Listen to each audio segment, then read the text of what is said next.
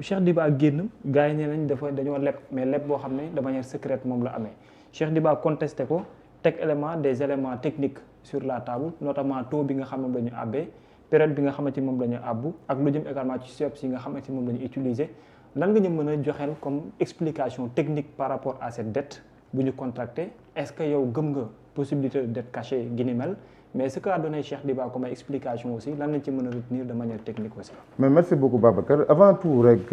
faire remarquer une chose mooy gis nga débat bi aussi le débat public léegi dafa compliqué trop léegi. maintenant c'est devenu très pointu ba nga xam ne lu ñu waroon a débattre ci laboratoire yi wala suñu bureau yi en général bu ñu nekkee ay pauses yu ñu doon waxtaane léegi débat politique bi sur loolu la porté te wax dëgg débat politique comme ni ko Cheikh Anta Diop di waxee bi mu demee ci meetingu Daaru Salaam bi nee na assemblée nationale mooy fixer l'impôt bi ak gerte gi ban njëg lañ koy jënde yooyu loolu mooy politique quoi mais léegi politique bi léegi moom comme laboratoire ay TRS la ñuy waxtaanee ay mathématiques. waaw dafa technique quoi affaire yoo xam ne finalement nit ñi dañ lay déglu nii rek ngay wax mais ils ne retiennent rien du tout parce que c'est trop compliqué. mais nag gars yi ñu si bind bu baax les politiciens ñu si góorgóorlu de. waaw mais loolu laa la wax dama ne politiciens yi waa FDR bind nañ si. waaw mais non Massaly bind na mais xam nga loolu lu ko indi rek non non déformation la rek déformation man si laboratoire yi laa nekk man damay liggéey si administration mais je suis chercheur en même temps. moi je suis dans le laboratoire de recherche sur les institutions et la croissance bu nekk Cheikh Anta Diop. donc xam naa li may wax bu baax a baax. d'accord circuit bi tam bëggoon naa nga ñëw ci circuit bi ñu contracté. non maa ngi ñëw bu baax ci loolu quoi mais damay wax rek xam nga faire remarquer que débat de haute qualité yàgg na am Sénégal ay ñoom bi ñoom Djibo Ka nekkee fii ñoom Abdoulaye Bathily et tout ça. te wax dëgg mais affaire bi niveau de finesse bi débat bi am les gars yu dugg bay def ay mathématiques ak yooyu vraiment débat politique je ne pense pas que soxla nañu loolu débat politique lu ñu soxla mooy ñu nekk ci orientation yi. vraiment ak di wax population yi décision yi ñuy jël lan moo ko motiver ak choix yi ak choix yi lan moo motiver choix yi et tout ça débat yooyu bu ñu ko defee ñëpp dañ siy mën a dugg mais gis nga débat technique yi ñuy def nii nit ñi dañ lay déglu rek ngay démontrer après ñu ne waa ji garaaw na d'ailleurs ñuy démontrer dafa mel ne ñoom loolu sax lañ ciy wut mooy ñëw dafay démonstration ñu ne yee kii jinne la alors que wax dëgg man damay démontrer de man damay démontrer fu ma nekk mais je pense que wax dëgg fi ñu yóbbu affaire bi dafa xóot trop voilà léegi nag accessible pour ñu ñuy déglu voilà loolu léegi nag li am nii moo tax man su ma koy def sax dama koy def de manière très digeste mu élémentaire ba gars yi mën a comprendre c'est important. xam nga li am Sénégal mooy ñun ñëpp xamoon nañ ne dette cachée kenn mësu ko dégg parce que exercice bi waral ñu ne dette cachée exercice boobu tamit c'était la première fois mu am Sénégal mooy audit des finances publiques. bi mu amee ñu ne dette cachée mooy dette boo xam ne assemblée nationale autorisé wu ko mooy dette boo xam ne donc cachée au peuple. wala ñu ne mooy dette boo xam ne dañ ko dissimuler dette boo xam ne binduñu ko fi ñu ko war a bind c'est-à-dire data centré wuñu ko. direction de la dette publique même su fekkee ne nekk na DODP wala feneen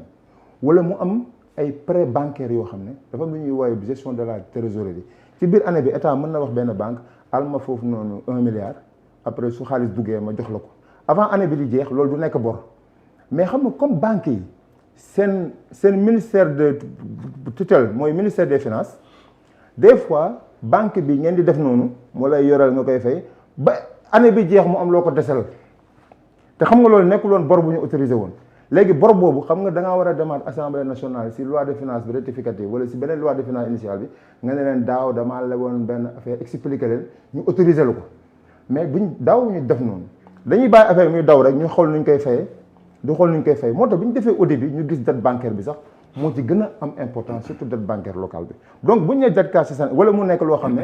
dette la mais inscrire ñu ko si bulletin statistique dette publique du Sénégal donc partagé wuñu ko ak partenaires yi comme lu mel ni FMI donc si cas yooyu lañ mën a waxee dette cachée léegi nag situation bi est-ce que situation boobu la nekkul situation boobu. d'accord fii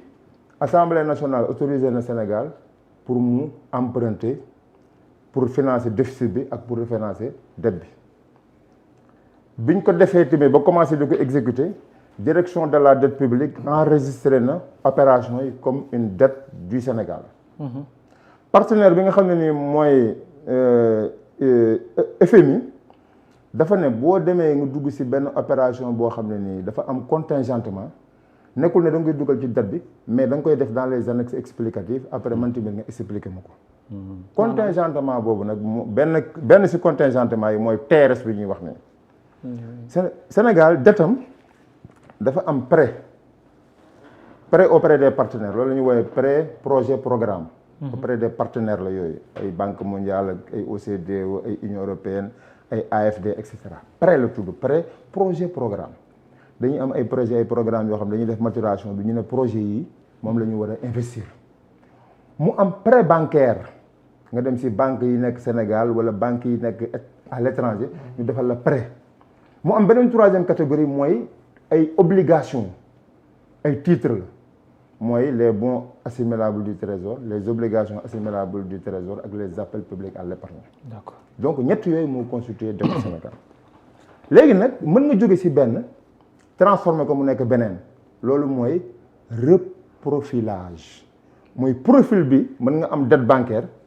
nga ne dette bancaire la dama ko war a fay ren mais wax dëgg awma xaalis bu ma ko fay léegi dama koy transformer loo xam ne day tax ba duma la ko fay wala duma la ko fayagun léegi donc tu changes le profil de la dette loolu moo tax dette bancaire loolu exercice la boo xam ne 2025 ba léegi c'est un exercice que dañ ko bëgg a def sax carrément pour mën a dégager ay marges budgétaires yu élevées je parle sous le contrôle de Cheikh Diba et de Massamba mooy le DGB exercice boobu dañ ko bëgg a def gën koo yaatal ba nga xam ne daanaka li ñu amal système bancaire local bi yëpp dañ koy transformer en obligation xam nga bor lay nekk prêt rek la prêt mais prêt bi dañ naan la léegi prêt bi léegi état Sénégal léegi au lieu mu la koy fay danaan la léegi prêt bi état Sénégal reconnaître na ne moo la ko yoral dina la ko fay loolu mooy le marché primaire léegi reconnaître na ko dina la ko fay mooy yow léegi loolu mën nga koo jël jaay ko mën nga jël nga dem si marché secondaire marché primaire mooy nga leb marché secondaire mooy nga jël bor bi ñu la amel kooku reconnaître ko nga jël ko yóbbu ko ci marché secondaire bi jaay ko keneen nga ne ko woy état Sénégal daf ma yoral par exemple 450 milliards donc boo ci defee taux yëpp 450 milliards mais man xaalis bi daf ma ko waroon fay 2030 mais man léegi laa ko soxla mën nga ko jaay noonu directement kenn la bon bu dee léegi da nga koy wanteer non da nga koy jaay rek valeur actuelle donc léegi nag non doo ko wanteer ça dépend ci ñi nga xam ne ñooy jënd yow mi ñëw di jaay ça dépend bu dee ñu bari dañoo bëgg jënd affaire bi prix bi day yokku bu dee kenn jëndul prix bi day wàññeeku donc loolu mooy loi du marché mooy am foofu la loi du marché bi nga xam ne sax moom la gën a appliqué wu ci àdduna mooy le marché financier mooy le marché des titres mooy marché boo xam ne gis nga chaque jour da ngeen di gis journal ñu lay wax ay CAC 40 ay Nasdaq journée bi marché taux yi di def nii moo am ay gérant de portefeuille ay booy ay mathématiciens yu garaaw a garaaw yoo xam ne taux yi gis nga bu Trump ne guerre bi day jeex suba rek nga gis prix pétrole bi commencé changer wala valeur dollar bi commencé changer et cetera marché financier de manière générale que mu nekk ay bourse ay yooyu foofu la loi bi di appliqué wu léegi boo transformé affaire bi titre mu nekk obligation mën nga dem nga jaay ko loolu yaa koy jaayal sa bopp ku la neex. après kooku jaay koo koy daw daal. non donc yow non kooku mën nga ko jaay opération ferme. mën nga def prise en pension prise en pension mooy vendre avec l'intention de l'acheter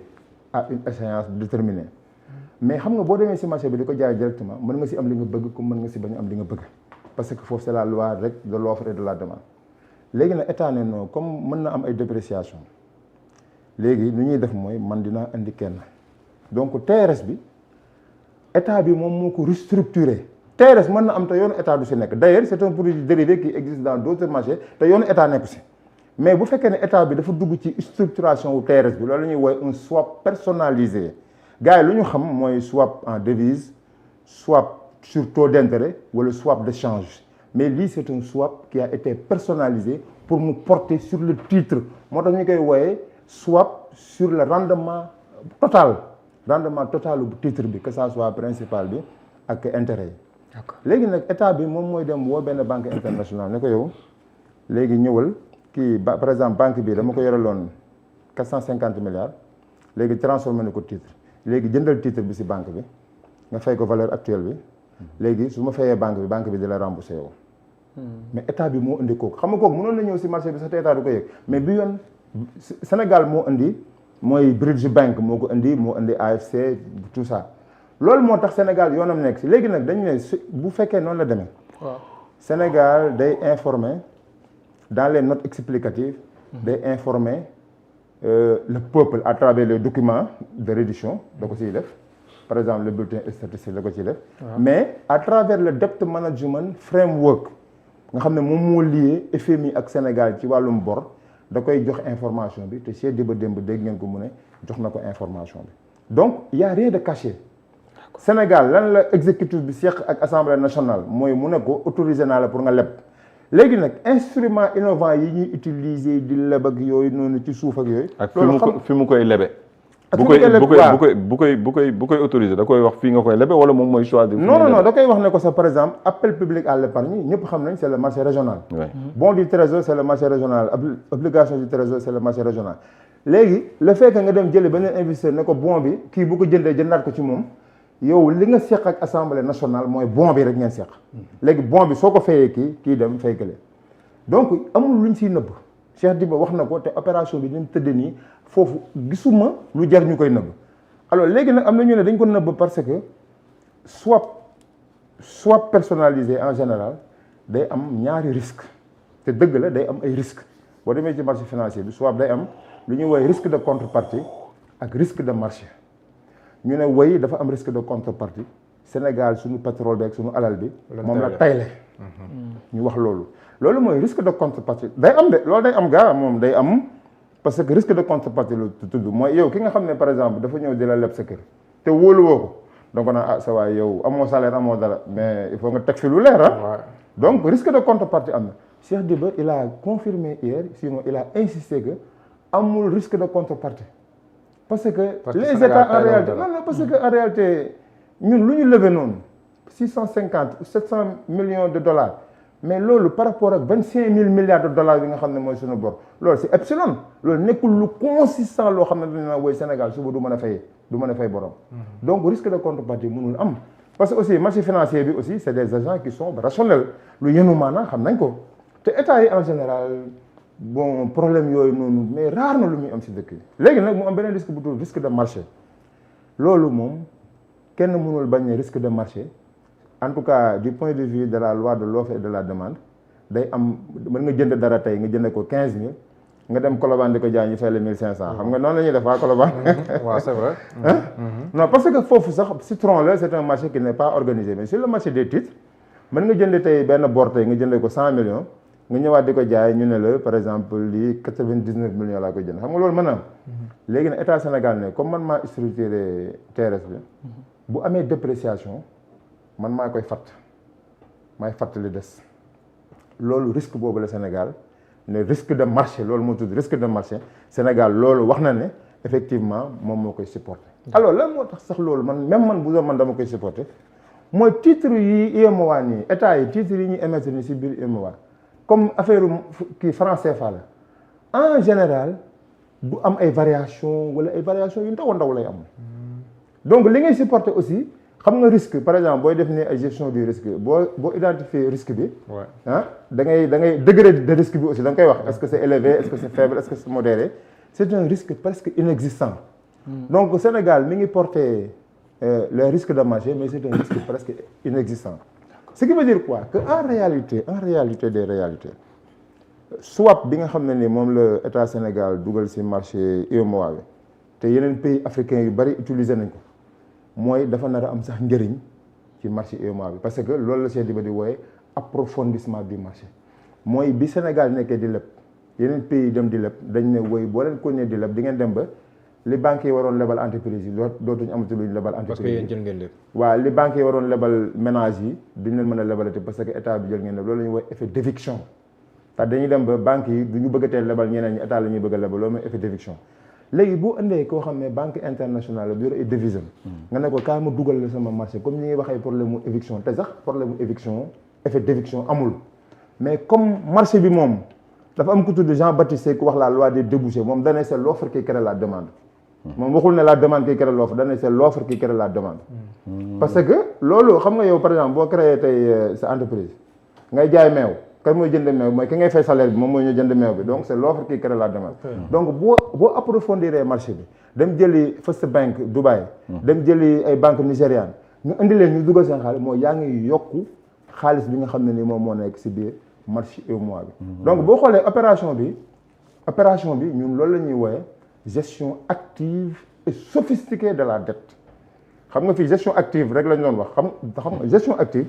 benn forme de structuration de la dette la xam nga structuration de la dette bi ñuy wax nii nekkul lu bon structuration de la dette nekkul lu bon ah je vous dis ça structuration de la dette mooy dette bi da nga koy structurer nga ne lii kii laa yoreel temps laa ko yoreel lii laa koy fay si taux d'intérêt app bi laa ko yoreel loolu mooy structure de la dette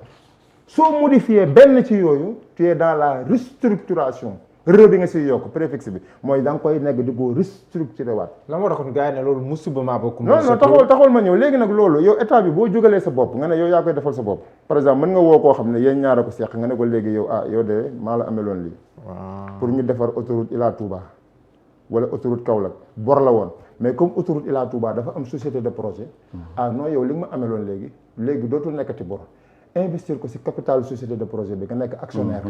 par exemple xam nga loolu convertir nga ko action. bien sûr. par exemple loolu forme la boo xam ne loolu mooy gestion active de la dette léegi nag dañ cee yokk léegi sophistiqué mooy léegi dañuy utiliser ay produits innovants ay produits dérivés xam nga la moo tax TRS dérivé. mooy am nga titre boo créé waatee beneen produit ci kaw titre bi loolu mooy dérivé mooy loo xam ne lii da koo jur. donc noonu la affaire bi demee léegi nag. donc gestion active de la dette mooy li nga defal sa bopp nga xam ne FMI jàppalewu la kenn jàppalewu la mais su fekkee da ngaa woo FMI ne ko dama yoreel SGB su France SG France. dama yoreel banque Dutch dama yoreel banque suédoise et cetera dama yoreel eurobond mais ñooñu kat mënu ma leen a wax pour ñu yokkal ma wala ñu wàññil ma yow rek yaa ma si mën a jàppale pour ñu allonger ma affaire yi wala ñu wàññil ma lii wala ñu wàññil ma lii su boobaa la ñuy wax. restructuration te loolu sax au sens figuré la. man démb dama ne sens propre mais loolu sens figuré la parce que restructuration rek mooy nga changer structure bi. mais su fekkee FMI moo la accompagner pour nga changer structure bi loolu la ñuy wooyee restructuration au sens figuré léegi nag lan moo ci garaaw mooy généralement FMI bu lay defal loolu da koy boole ak ay conditions. ak ay conditionnalité. conditions yi mooy li mu lay tegal nii si daar ne la loolu moom faaw nga nangu ko pour mu mën la jàppale si loolu conditionnalité mooy bu ñuy dawal tamit à chaque fois dañuy di corriger. mooy conditionnalité te conditions yi en général FMI lu mu lay wax mooy dépense sociale yi da lay wax nga wàññi ko dépense yoo xam ne ay investissement la woon ci ay société publique yoo xam ne dañu rentable danaan la état soxlawul rentabilité kon privatiser ko wala ubbil capital bi man nekkoon naa benn dëkk boo xam ne dama fa dem di liggéey pour parce que ñoom dañoo amoon problème mu xaalis ma dem fa di def revue des dépenses publiques suñu paree ñu war leen defal appui budgétaire ñoom appui budgétaire bu ñu ko amul salaire sax duñ ko mën a fay. ñu am ay entreprises yu mag yoo xam ne amuñu xaalis noonu ñu wax leen ne leen da ngeen di ubbi capital bi pour ay entreprises étrangères ñëw dugg ci biir mais dañ koy nangu parce que ils n'avaient pas le choix genre condition yu métti yooyu par exemple Sénégal li tax ba restructuration bu ñu ko déggee suñu bopp yi di métti mooy bi ñu amee crise de la dette dans les années 80 FMI bi mu ñëwee dane comme yéen seen bor bi dafa bari te mun leen ko rembourser dama leen defar restructuration da ngeen def départ volontaire da ngeen di privatiser sociétés yi nga xam ne nii am na rentabilité. yeneen sociétés yi nga xam ne amul rentabilité da ngeen koy tëj ngeen di importer mooy lu ñuy wooyee la théorie de la spécialisation et avantages comparatifs ñu ne non lii yéen a ngi koy defar am na ku leen ko dàq defar am na ku leen gën a yombale tëj leen entreprise bi. ngeen dem jënd ji ko fële. c'est la boo demee si zone franche industrielle bi fii Dakar entreprise yu bëree bëri c'est le tëj donc nag léegi loolu moo tax ba ñun bu ñu déggee ay restructuration. ñun suñu xel du dem ci structure dette bi mais ci condition yi ñu FMI di tegal ci lay dem léegi nag pour bañ condition yooyu ñëw moo tax état Sénégal ne comme léegi administration bi aussi bu leen fàtte ne nekkatul ne léegi ay énarque rek ñoo nekk ci administration bi de administration am na ñu jàngee ay Michigan ay Harvard ay fu nekk am na ñoo xam ne ay chevening lañ ci université Oxford lañ jógee fii administration Sénégal am na ñoo xam ne chevening lañ dañu dem jàng ci ay université anglaise yi gën a garaaw ci affaire finance te ñi ngi fii ci administration des fois sax dañuy ñëw nga benn ruq nga leen di fekk xam-xam bu dul jeex lañ yor li ma lay wax ne xam naa ci dara ñooñu boo leen impliqué parce que ñooñu après nag ñooñu ñoo consulté woon Pastef bu leen ko fàtte moom ñooñu dañu am xam-xam ak yooyu noonu ñu bari leen ci ruq nii ñooñu bi gars yi ñëwee yëngal leen rek ñu génne affaire yi c'est la yi yëpp tuuru nag léegi affaire yu bees yi nii moo tax on est dans la gestion active et sophistiquée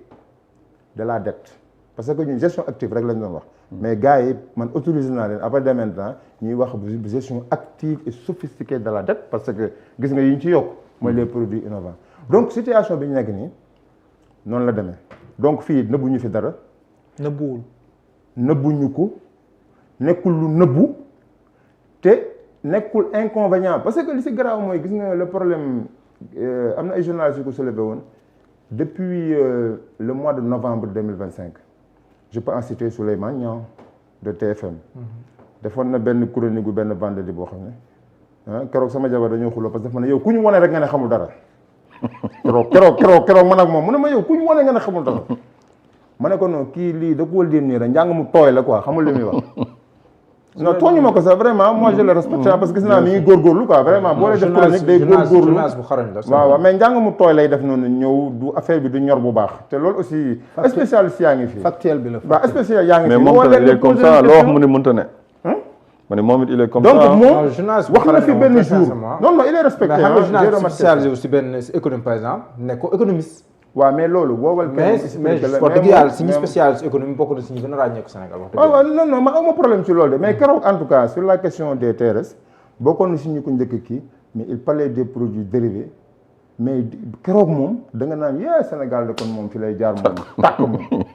c'était affaire bi dafa garaawoon ba pare chronique ñu nekkaloon affaire bi dañoo jaaxle woon ba mënatuñoo sol seeni daal ñoom alors que parce que tellement affaire bi ñu ngi ko expliqué dafa garaaw j'ai remarqué aujourd'hui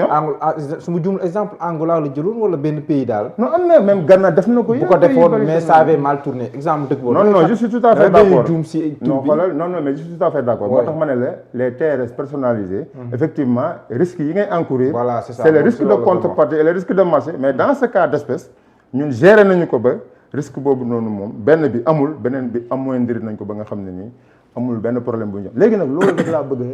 a préciser waat mooy le FMI et le Sénégal dañ ne bu fekkee ne da ngeen a def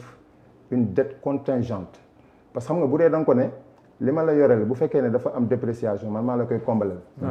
xam nga aussitôt après yaa ngi créé bu dépréciation bi amee mi ngi mel yaa ngi créé bor bu bees loolu da nga koy bind ci annexe yi loolu du nekk ci dette da ngay bind ci annexe parce que dafa am conditionnalité bu fekkee ne loolu am na yow Sénégal yaa koy fay loolu moo tax ba da nga koo war a wax FMI looloo tax nga war ko wax FMI waaw te ci annexe yi nga koy def donc vraiment kenn bu fi dara alors mais am na benn question boo xam ne posé wu naa ko sama bopp plusieurs fois le 13 mars passé dafa am benn dette record boo xam ne Sénégal da ko épongé mu dem sax peut-être ba mën a gën a junjiwaat ci benn côté mooy confiance diggante Sénégal ak yenn financement yi nga xam ne mën na amee ci au lendemain un tel débat arrivé sur l'espace public coïncidence wala.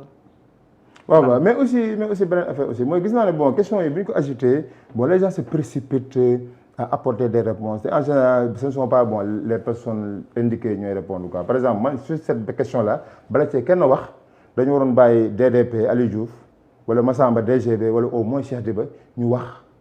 ba affaire yi leer mais gis naa gars yi profité di wax loo xam ne parce que ça concernait la gestion de 2025 ça n'a rien à voir avec ce qui se passe maintenant cette année-ci alors en mars dañu wax ne échéance su mars bi c'était un montant de 746 milliards de francs CFA ñu ne Sénégal mënul am loolu ci xaalis et par conséquent dañuy def défaut de paiement am na si lu xaw a nekk dëgg tuuti sax mooy que xam nga mën nga yoreel nit boor war ko fay le premier mujj ko fay le 5 xam nga kooku nekkul défaut c'est-à-dire bor bi aussi nekkul ne rek jour bi nga ko war a fay boo ko si fay le défaut am na bor yoo xam ne mën nga am 30 jours am na yoo xam ne mën nga am 60 jours am na yoo xam ne mën nga am 90 jours même si entreprise la am na paiement par traite donc loolu xawoon na am tuuti mais après fay nañ ko léegi nag fan lañ jëlee xaalis bi ñu ko fayee mooy si loi de finances initiale bu 2026 dañoo wax ne mois de mars bu jotee dinañ dem si marché UEMOA bi ñu lever fa 810 milliards de francs CFA te 810 milliards yooyu dinañ si jël 746 000 fay ko bor donc loolu boo xoolee depuis fin février ba léegi nii ñi ngi commencé di def appel yi xaalis bi di dugg ñuy fay ba léegi nii ñi ngi si te bon j'espère que en tout cas bala ñoo àgg ay le 5 avril montant wu 746 milliards bi yëpp normalement dina jeex donc loolu vraiment y a pas de problème léegi nag est-ce que bi ñuy fay 746 milliards yi dañoo utiliser waat ab swap dañoo defaat TRS bi yoon est-ce que dañoo defaat TRS xaw ma ndax def nañ ko mais en tout cas on a fait un nouveau appel à d'autres banques pour ñu ñëwaat approfondir xaw ma nag parce que rapport d'émission wu titre yi ñu émettre ci mois de février bi rapport d'émission bi génnagul pour nga mën a xam montage bi nu mel mais on a fait appel à des banques internationales pour ñu approfondir marché bi loolu moo tax Cheikh Diba barki dem bi ñëwee assemblée ba nationale bi ne d'ailleurs sax ñu ngi expérimenté ay produits innovants pour approfondir marché bi te si biir gestion bi la ko wax loolu lay wax mooy si opération yi nekk nii mais bu dee opération bee passé xam nga aussi gis nga ñun ñëpp bu ñuy wax dañuy def ay lapsus mooy nga wax bon li nga waroon wax ak ni nga ko waxee peut-être ñi mais nekkul ne da nga non Cheikh Diba li muy wax xam na ko bu baax te ce qui s'est passé en 2025 maîtriser na ko parce que Cheikh Diba dafa nekk benn ministre des finances boo xam ne il est dans l'opérationnel ah nekkul ministre boo xam ne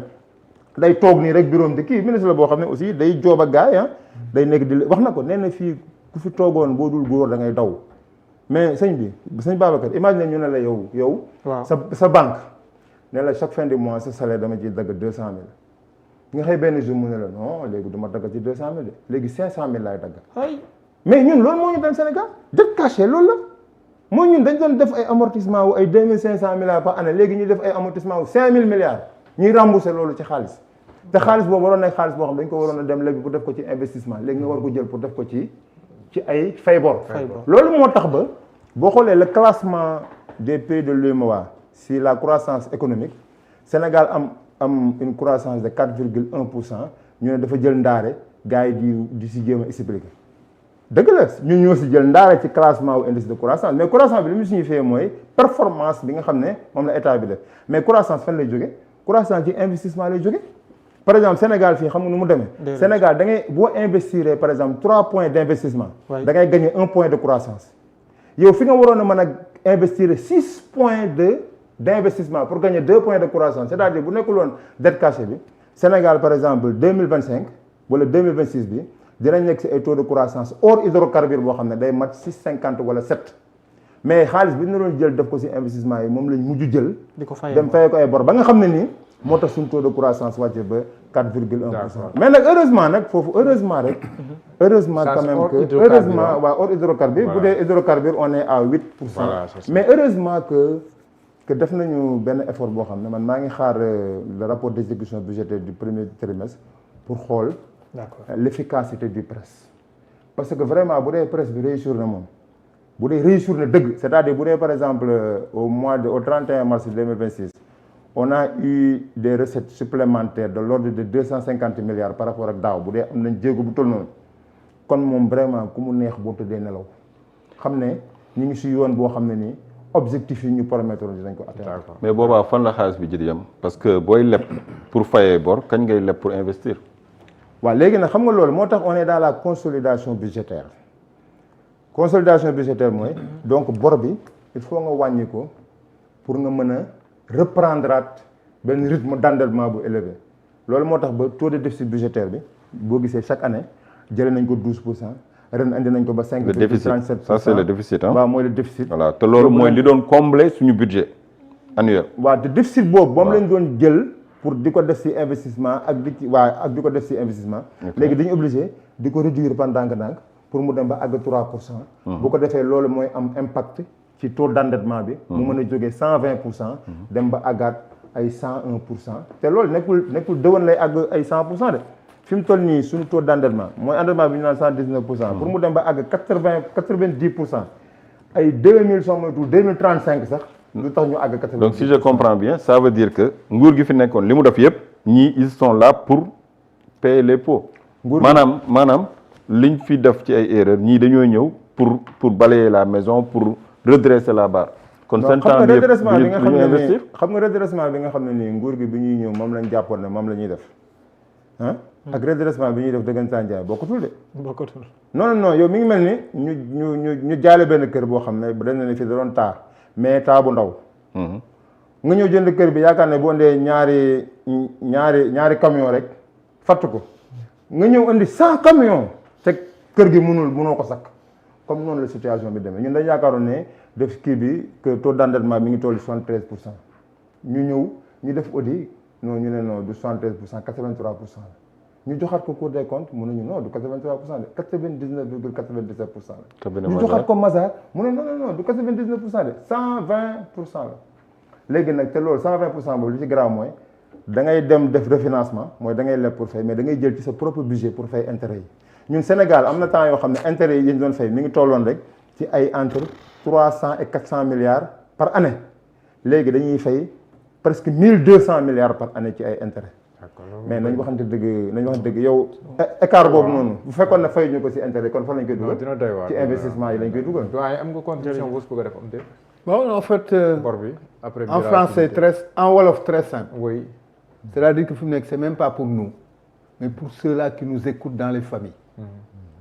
fi mu nekk dara ñoru fi ba ñu fa rek a màcc